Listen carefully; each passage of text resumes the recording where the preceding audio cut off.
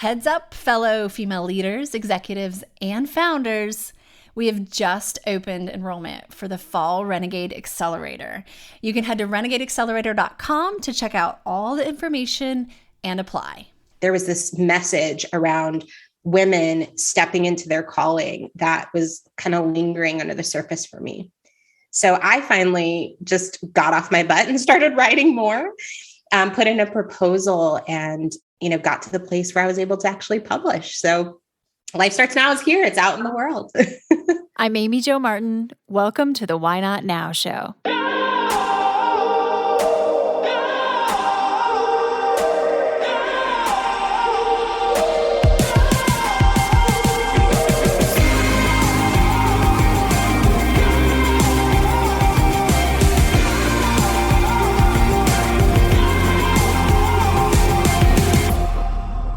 You know that thing you've been thinking about doing? Yeah, that one. Why not now? Have you ever actually taken the time to ask yourself, what's stopping me? Let's talk it through. This is your chance to give that idea the attention it deserves and take action. Each episode, I have a chat with a fascinating person, from entrepreneurs to athletes, celebrities, my parents, rocket scientists, and all walks of life. We talk through a critical time when they've asked themselves, why not now? We dissect that day or even that moment, step by step.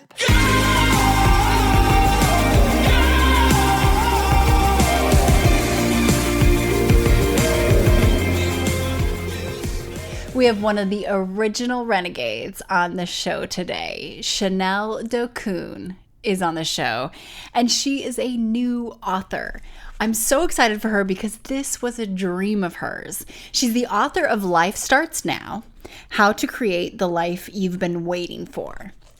And Chanel has created just that. So she used to work in magazine publishing. Years ago, she left that career to pursue her own life purpose. And now she actually has a book about this very thing. She is a master at guiding and helping others find their life purpose and build a plan around it. So picture this concept of, you thinking that you will finally be happy if you build the great career or find the meaningful romantic relationship or craft kind of that picture perfect life. But once you get those things, you ask yourself, why isn't this enough? Shouldn't there be more? Well, you're not alone. And that's exactly what this book is about that Chanel has written, Life Starts Now. So in this discussion that we have, which is wide-ranging, we talk through literally how to take those steps in building the plan around your life purpose. This is a wide-ranging conversation. We even touch on the experience and situation that Chanel created, which involves Oprah. Yes. She actually got to tell Oprah about this project, about this book, and shared the stage with Oprah, in fact. One thing I appreciate about Chanel, and I think you will too, is that she has a radical commitment to honesty. You can't fake that. And it's a key ingredient in being able to architect that life that you actually want. Now, you will hear a lot about Chanel's philosophy and then also the conceptual tips into practice, right? The tactical next steps. That being said, there's nothing that can replace you actually reading this book yourself. So I encourage you to pick it up. So Chanel Dokun, Life Starts Now, is well worth your time. It's the career love of my life to see these renegades go through the process of activating and actually executing their dreams. They go from dreaming to doing, and in this case, I have been able to bear witness to that very thing. So without further ado, here is Chanel and I on Why Not Now, talking about Life Starts Now.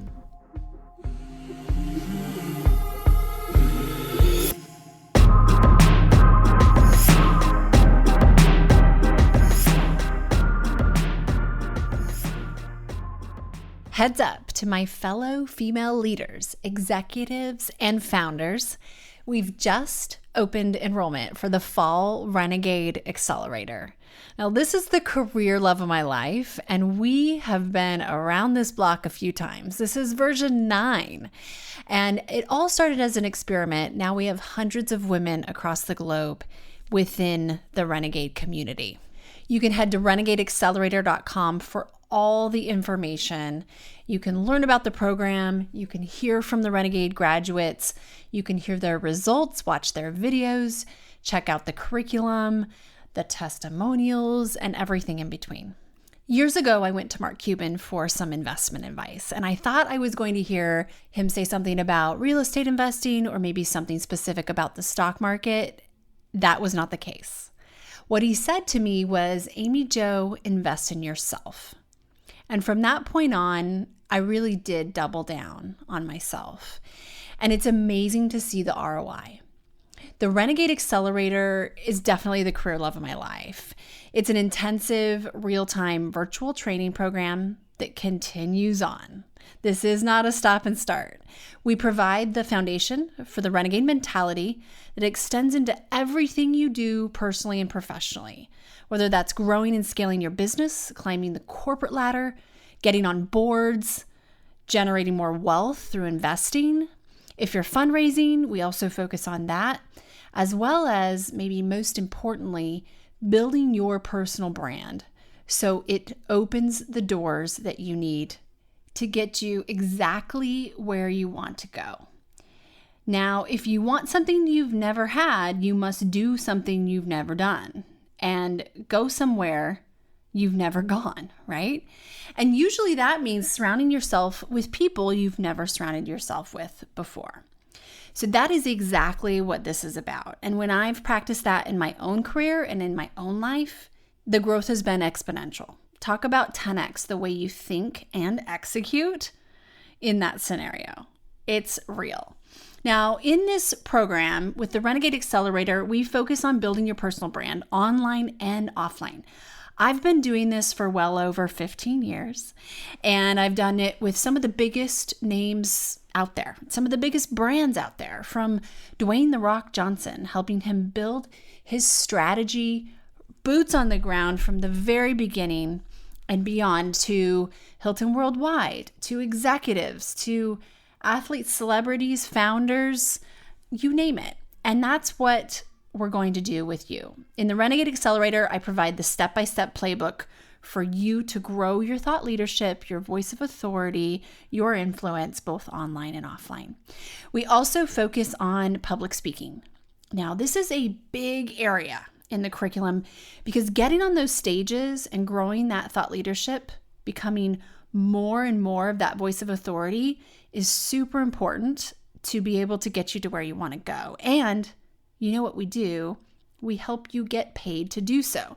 Now, there's a business side to public speaking.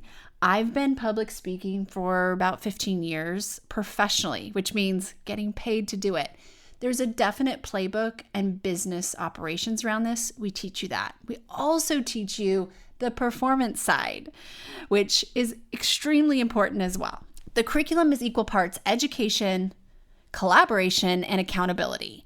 Now, we are industry agnostic for a reason, meaning we have women from all different verticals and different industries, because that value exchange and that ability to share the intellectual capital ends up being exponential.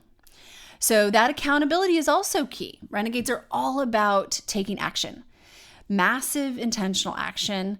And of the over 200 graduates that we have in this Renegade Collective, they have all said, you know what, I signed up and joined the Renegade Accelerator for the curriculum, for the education, and for the content, but they stayed for the people.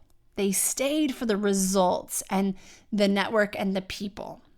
So once you graduate from the Renegade Accelerator, you automatically become a member of the Renegade Collective.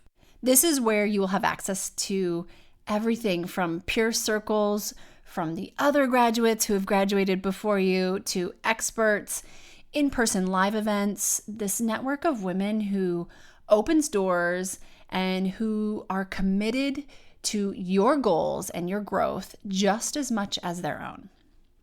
Renegade Collective members are personally investing in one another. We are making introductions. We are hiring one another. We're sharing that expertise and that approach that really has created exponential growth for the community. We have had many Renegade Accelerator grads on this podcast, so please listen back to those episodes and hear from them as well. If this piques your interest, head to renegadeaccelerator.com, take a look at everything, apply, and we will circle back with you. If it's a good fit right now, we have limited seats and we can't wait for you to join this Renegade community. We already have an incredible roster who has joined for this next cohort, and we'd love to add you to the list. So head to renegadeaccelerator.com and get that application in. Chanel, welcome to the Why Not Now show. I'm excited for this conversation. I've been looking forward to it. In the spirit of Why Not Now, can you tell me about a time when you had a big decision to make and you had to ask yourself, why not now? Yes, absolutely. Well, one, I'm so happy to be with you. And two, I'll say my why not now basically happened. It involved a magazine, a display kitchen, and a 16-year-old girl in Germany. So for me, I used to work at Hearst Magazines. It was my dream as a little girl to work in publishing. And I had gotten a job. This is back in 2008, 2009, right around the time that the recession's happening. Magazines were shuttering left and right. The magazine industry was in an upheaval. But I had landed my dream job at House Beautiful. And each year, House Beautiful had decided to build a life-size kitchen, the kitchen of the year in Rockefeller Center, where like 350,000 people walk through right where they put that Christmas tree. And so I was standing behind these velvet ropes in Rock Center in this life-size kitchen with a ton of tourists staring and looking at me and kind of wondering, like, who's this girl? And for your listeners, I am a 5-foot-tall Black girl. So I'm standing there and they're like, who is she? What is she about? And I remember just thinking, oh my goodness, like, this is it. This is the moment that I've longed for professionally. I made it. And I'm living my dream. And that thought was immediately followed by, oh my God, this is so unfulfilling. And I thought, like, this is not enough. This is not the total sum of who I am. There has to be more in life. I have been pursuing this life of significance and success, and this isn't satisfying. And so my heart had been drawn to this 16-year-old girl that was in Germany. I'd had this side hustle of writing about dating, and I'd started a blog, and this girl was following it. And she'd emailed me asking about what to do with her boyfriend. She was like, my boyfriend's pressuring me to be intimate with him. And it was like all this stress for her. And I thought, well, one, where's your mom? Why are you emailing this random woman in America to ask her what you should do? But also recognizing that I was the safe space for her. And she was trying to process relationships and who she was in the world. And I thought, oh my gosh, my heart is so much more drawn to those kinds of big questions of women asking, young women asking, who am I? What am I about? How do I hold my own ground? That was wooing me more so than the dream that I'd had. And so I felt, why not now? Like, this is the moment to leap. I've got to jump into something new. My gosh, I love this story so much. I'm like over here taking notes. So here you are, and you talk about this dream of working in publishing and how we all have this vision, and then you're there and you're like, well, darn, what do I do now? Like, so when in the juxtaposition of then getting that email, was there a literal moment, like being there at Rock Center at the Christmas tree? I can just visualize that. Would you say it was a brewing, or was it just like this cannonball that just hit you? Because a lot of times people romanticize why not now moments. They're like, oh, and there's this one moment, everything changed, but actually it was building. Do you remember that season of like, no, this marinated for a while? Yeah. I think the path to pivot takes about as long as the path to, our growth and success in other areas. I was just listening to your podcast earlier. And I was listening to the episode that you did with Leah, which is amazing, by the way. People should listen to that one. And you talk about the length of time to go from 0 to 100 or 0 to 1. And you're like, 0 to 1 is so hard to get there. And then like 1 to 100, yeah, there's like a lot of advice and strategy for that. And I feel like that was the same with my path to pivot. It was like in that moment, yes, it felt like a light bulb, but that had been brewing for a while. There'd been growing discontent and disillusionment and all these tiny little heartbreaks along the way, that growing sense that this is not satisfying.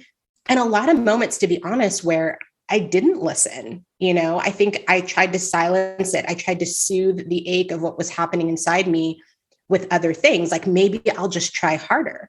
Maybe if I got a higher position, so I should go for a promotion. At first, I was at House Beautiful, but the dream magazine for me was to be at O Magazine. Everybody wants to work with Oprah, right? So that was my goal. Like maybe if I get a job with Oprah, then I'll be happy. And maybe if I get a boyfriend or get married, then it'll all feel great. And so all of those things had been brewing for years. And finally, I think the why not now moment was when I finally faced that all of my strategies weren't working anymore. And I had to do something more substantial if I really wanted to experience more satisfaction. It's like that calculus it didn't equate anymore. I love how you talk about the path to pivot and the tiny heartbreaks along the way. Let's fast forward. So we met in 2018, and I have witnessed this journey, like front row seat of the way you navigate life. And you are now an author, right? You are an author, and talk about publishing. So your dream was to work in publishing, and now you are being published. It's so rad. It's so rad. So life starts now. Tell me a little bit about, let's talk about the book, and let's talk about the path to the book. Yeah. So you're right. I'd always wanted to work in publishing. It's so funny now being at this point of actually publishing my own work. And then I'm having to talk to people about it. And I was like, I'm always on the other side of this table in conversation, right? I was always interviewing, and I spent a lot of time as a freelance editor. And so I had a lot of moments throughout my career that I think prepared me for this, in terms of I've done writing on a smaller scale. I didn't know that I could do long form. There's a difference between blogging and writing articles to writing a 200 plus page book, right? Huge. So difference. That was right. Yeah. Understatement. Anyone right? listening, let's just all be real here. There is a big difference. There's a huge difference. And I think I'm a little bit of a snooty English major. So there is a part of me that I felt like if I write this, it's got to be really good. I wanted it to be not just informational, but also felt like the quality of the writing needed to be excellent. I don't know if it's excellent, but I'll say that I wanted to give it my best shot and honor the art form. And so that was a big part of it. But for me, the book came about really sitting, and that's a funny other additional why not now moment. It started in the pandemic. So it was 2020. And I think it was around May or June, and we'd been sitting in quarantine for a couple of months. And I thought, wow, this thing has been on your heart for so long to do. When I first met you, it was one of the first things I'd shared is Amy Jo, help. I want to write a book. And you were so great at advising me around that. But I just didn't pull the trigger. And then I ended up getting to this place in 2020 where I thought everything else has been stripped away. Life feels so uncertain. There is no promise for tomorrow. And why am I staying in this place where I'm not honoring the thing that I know I desperately want? And so I started tinkering. I have a practice that I do as a reclaim the morning time. So I would spend this time journaling, and every morning on the page, I would see myself talking about how badly I wanted to write this book. And there was this message around women stepping into their calling that was kind of lingering under the surface for me. So I finally just got off my butt and started writing more, put in a proposal, and, got to the place where I was able to actually publish. So Life Starts Now is here. It's out in the world. It is out in the world. And I'm excited to dive into that word that you just said, tinkering. I started tinkering, and I think we talk a lot about experimenting as renegades and how everything just starts as an experiment. And that's such a great word of it just doesn't sound so intimidating and daunting. Like you started tinkering and now you have a published book. Like you have a book, you got a book deal, but it started with tinkering. Like how innocent and like easy, right? And I think that, so we talked about 0 to 1. Sometimes we put so much pressure on just even getting across the 0.0001, that starting line. And if we can make it more playful and fun and enjoyable with tinkering, like it just can kind of start to add momentum. So here you are. I'll never forget the video you shared on social when you got your book deal. And you dancing with your son and like just the joy. There's a story about your mom that you've told before, and if you're comfortable with it, I'd love for you to share, because it's just another full circle moment, and I feel like seeing is believing. So for those of us who are listening and thinking about something big and doing it and starting with tinkering, do you mind sharing the story? Yeah, no, I don't mind. So yeah, my mom was an amazing woman. And I think the moment that you're referring to is when I was really little, she used to take me to bookstores, and that was our space of celebration. And I'd get treats every time I did well at school. I got to go buy a new book. So we were sitting at a local bookstore, and I was walking through the shelves, and my mom kind of paused and she said, "Hey," asked me very innocently, "Chanel, what do you want to be when you grow up?" And I kind of rattled off right away, "Hey, I want to be an author."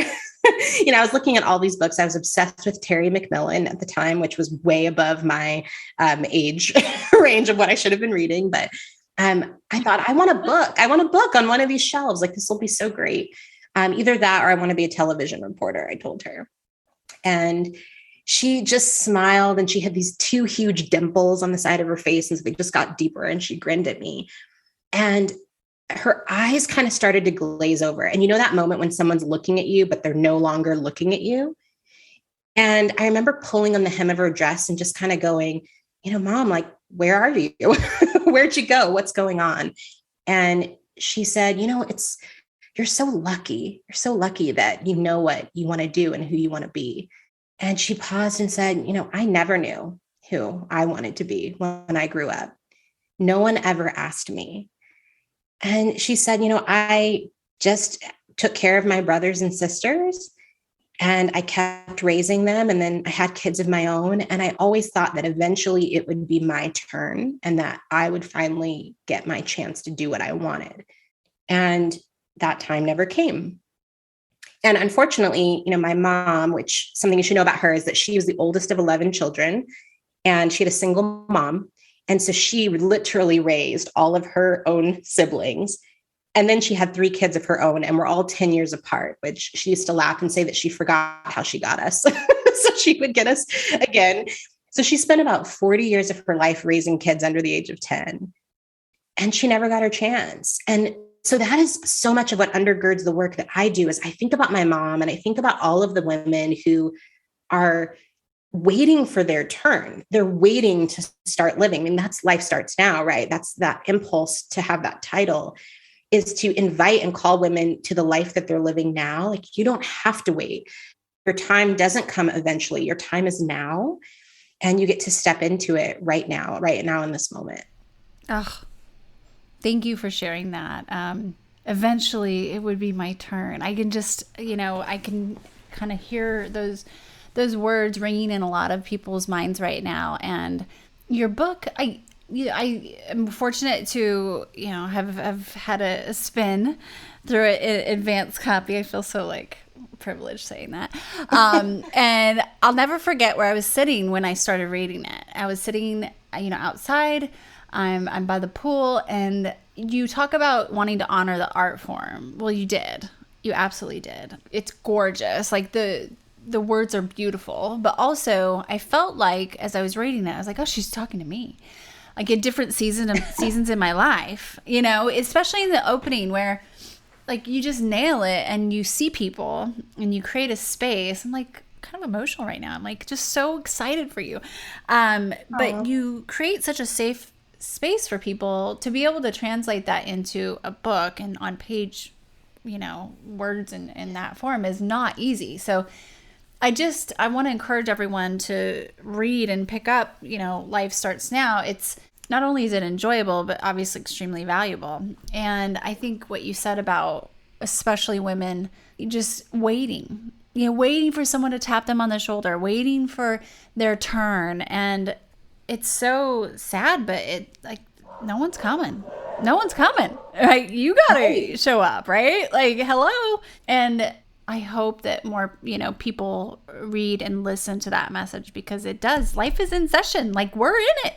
We gotta, this is game time right now, right? So I think about that space that you create for your clients, for your friends, for your family. And I'll never forget too, voice noting you. I was going through something a few years ago and I just shared everything via voice note to you. I want to dive into this because you do have an essence that allows people to just open up, and it's what you do for a living too. In helping people navigate their lives. But what is it about creating that safe space? Do you have a formula per se? Is it just channeling? Yeah. Thank you for all that you've said. And I think that I have a radical commitment to honesty, right? And I think that there is something about just telling the truth and to be non-judgmental, and to leave space for people just to feel whatever they feel. And I think we spend so much time as people, feeling, this is the idea of the life of significance. We're so externally formed. We feel this pressure to live a certain way, to be a certain way, to show up in a certain way. And I think when you just give people space to be human, something magical happens. And of course, I'm trained as a therapist. So there is that space of I naturally ask good questions and create safe spaces for people. There's some training in that allows me to do that. But I feel like I've always been that way of I'm the person who says it. I just say the thing. And, the opening part of the book, I thought about all of these inspiring ways that I could open this book. And the first line is, can we talk about how miserable you are? I just thought, let's start there. Let's actually just be honest. Let's not pretend that everything's okay. Because once we get that out of the way, we can actually get to solutions. We can actually get to a place of hope. Nothing good comes from pretending or lying to ourselves or to one another. So I think that's what drives me. It's the honesty of just, yeah, I do that too. And other people are miserable too. Cool. Let's move on. Now what do we do about it?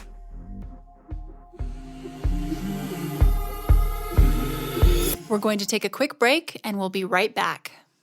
Hi, everyone. If you are digging this podcast, please do us a favor and subscribe, rate, and review on iTunes. It just takes a moment and it means a ton to us. Okay, so can we talk about Oprah?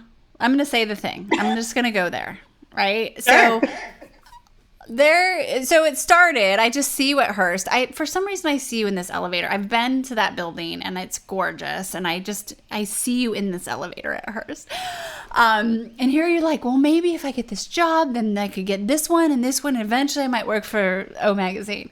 Well, fast forward, you're a published author. And who meets Oprah this year and actually gets to hang out with her? Yes, maybe virtually. You. So tell us how this all went down. Yeah, well, vision. I do a vision board workshop at the beginning of each year. I put together a vision board and I put Oprah and Oprah's book club on my vision board. I was like, this is the year. I'm going to meet her. It's going to happen. And lo and behold, I end up chatting with Oprah. It came out, it's another why not now, right? It's putting yourself out there and just being honest about the thing that you want. And I think somehow when we say it, when we speak, my mom used to say this to me. She's like, we speak our lives into existence. And so she would always say, be so careful about the words that you use because they have power. And so when I finally just said, man, I want to meet Oprah. Like, I want Oprah to know there's something special to me about her knowing that I had written a book. When the Oprah show was on television, I desperately wanted to be on the show. I loved every time she'd have an author on, and I was like, I'm going to write a book and be on the Oprah show. And then her show got, she ended it and has gone on to many other things, of course, but the way that it looked ended. And I was like, man, I didn't write my book soon enough. And I got this opportunity. She has this like membership community, and she essentially does the Oprah show, but she was doing it virtually. And so every month she invites some guests, and she invites a panel of audience members and experts and various folks to participate in the conversation. And I got to be one of those people. I just like pitched myself for it. And there I was like sitting, and it's so fun because of Zoom, it's like, I felt like I was closer to her than I would be in real life. Because it's like we were side by side. Probably, right? Yeah. So it felt amazing and just so fun to show up and feel like a bucket list moment, really happened. Oh my gosh. I think when you posted in the Renegade Collective Slack, I mean, people post cool things, and we've got that Celebrate and Elevate channel, and it's like, you're going to see some engagement, some pretty cool emojis, but like, we're talking the biggest stats ever of a post. And this photo of you is a screenshot of you and Oprah. You could not look more joyful. Like, you can't fake that shit, right? And you're like holding your kind of heart, and it's just like, holy shit, she totally did it. I love it. Yes. You know what just brought me back? Like, Chanel, so do you remember when Oprah had that theme song, Oprah's On? Like, we're talking... Yes.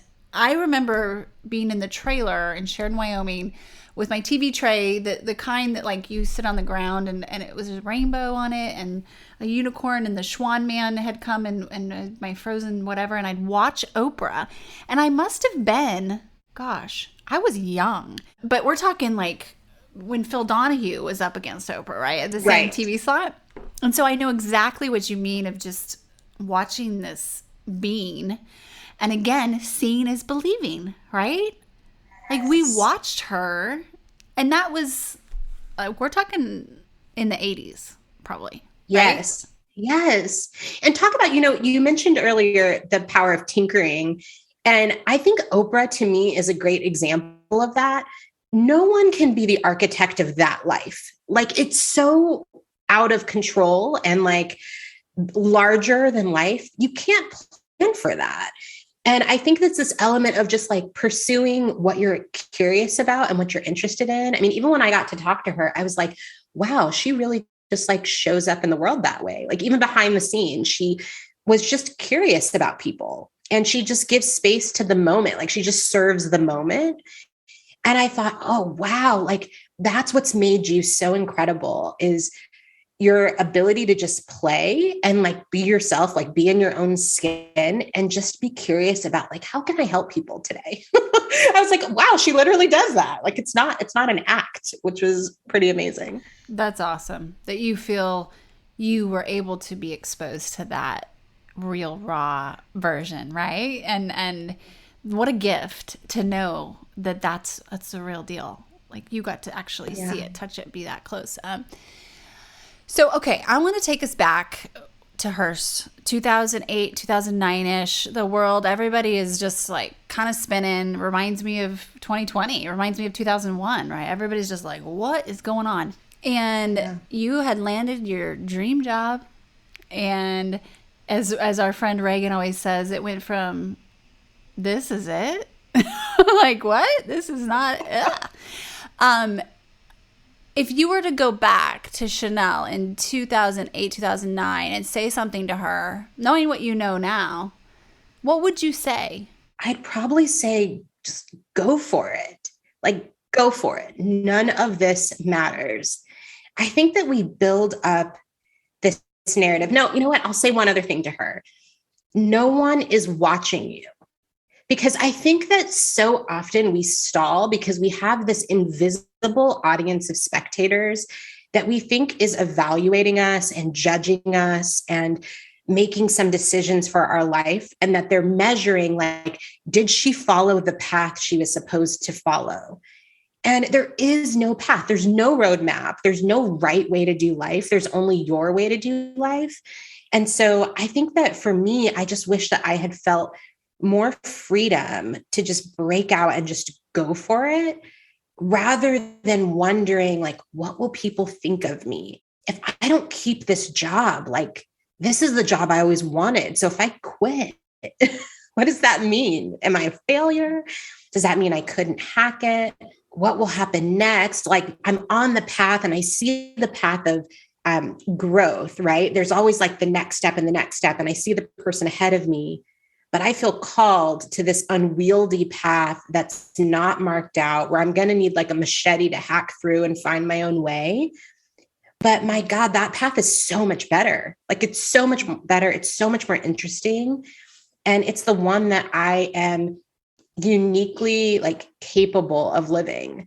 I feel like the funniest thing has been that every single experience of my life has been used in some wild way, right? Like I got, I met this particular person at that moment, and it's because of that relationship that I was able to do this thing later. And one of the reasons I think I'm so great with my clients is because I've worked in the most random fields, from real estate to, health insurance, and like all these like different companies that I got to be a part of, where in the moment I thought, like, what is this all for?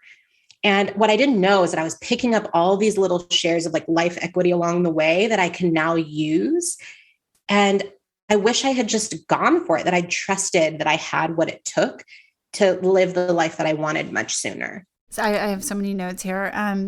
It goes back to what you said too, of you can't architect that, like with Oprah, and then with your mom, like, just eventually I thought it would be my turn. And the answer is no.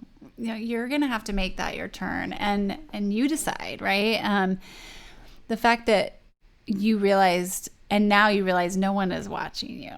Like, how freeing is that? Right? That's like, people could take it a different way, but if there's anything to take away, yeah, go for it. Because you know what? No one actually, people care about you, but they really don't care what you choose to do. So I'm so excited for you. I know this isn't the last book. Like, I can just hear the next one coming. And we'll see. You can architect that. You're like, let me just get through this one. Life Starts Now. It's such a gem. Like, it just is. Thank you for writing and doing this important work, and for being a friend and being such a part of the Renegade community as well. And we'll make sure we follow the tracks, because this is just the beginning. What a year you've had. Thank you so much, Chanel. Thank you. Thank you so much.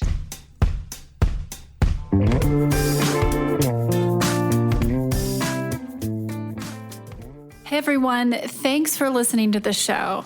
Hit me up on social media to let me know what you think. I'm at Amy Jo Martin on Twitter, Facebook, Instagram, and LinkedIn. And I want to hear your Why Not Now moments so I can share them on the show. Just send me a note to whynotnow@amyjomartin.com. For show notes and other offers, you can visit amyjomartin.com/whynotnow. And while you're there, don't forget to sign up for my email newsletter for exclusive content and announcements. A big thanks to Rock Salt Music for all of the tunes by the talented John Coggins. And of course, a hat tip to Richard Brewer for editing and producing the show. I'll see you next time. And until then, why not now?